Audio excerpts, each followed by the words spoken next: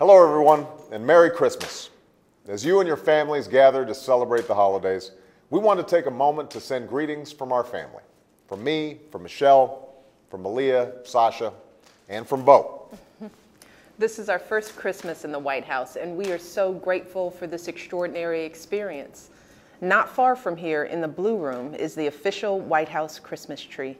It's an 18-foot tall Douglas fir from West Virginia, and it's decorated with hundreds of ornaments designed by people and children from all over the country. Each one is a reminder of the traditions we cherish as Americans and the blessings we're thankful for this holiday season. That's right, especially as we continue to recover from an extraordinary recession that still has so many Americans hurting.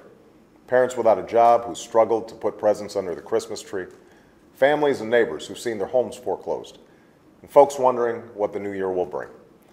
But even in these tough times, there's still so much to celebrate this Christmas. A message of peace and brotherhood that continues to inspire more than 2,000 years after Jesus' birth.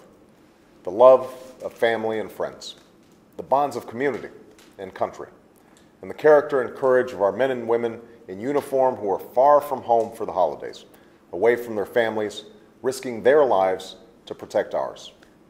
To all our soldiers, sailors, airmen, Marines, and Coast Guardsmen, I have no greater honor than serving as your Commander-in-Chief. I've been awed by your selfless spirit, your eagerness to serve at the Naval Academy and West Point. I've been energized by your dedication to duty from Baghdad to the Korean Peninsula. Michelle and I have been moved by your determination, wounded warriors at Walter Reed and Bethesda, fighting to recover, to get back to your units.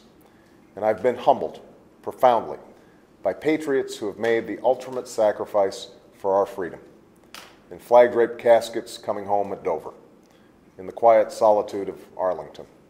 And after years of multiple tours of duty, as you carry on our missions in Iraq and Afghanistan, your service, your readiness to make that same sacrifice is an inspiration to us and to every single American.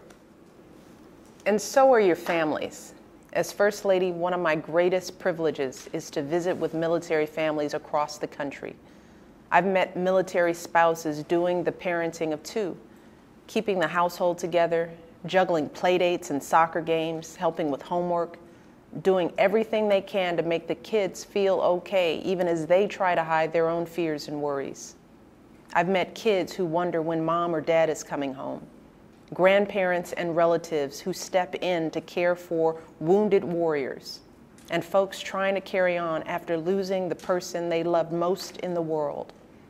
And through it all, these families somehow still find the time and the energy to serve their communities as well. Coaching Little League, running the PTA, raising money to help those less fortunate than they are, and more.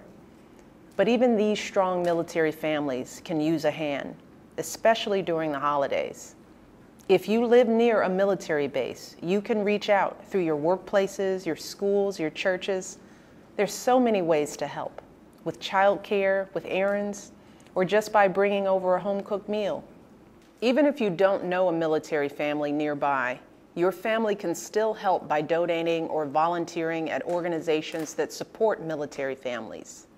You can also reach out directly to our forces around the world. Kids can make a card that will bring a smile to an American far from home. Adults can send a care package or a prepaid phone card that makes the tour just a little bit easier. Every American can do something to support our troops, even if it's as simple as just saying thank you. For more ways to let our troops know you care, go to www.whitehouse.gov.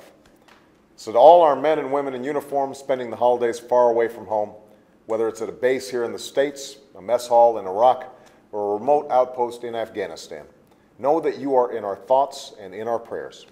In this holiday season and every holiday season, know that we are doing everything in our power to make sure you can succeed in your missions and come home safe to your families. And to all Americans, from our family to yours, Merry Christmas. Merry Christmas, everybody.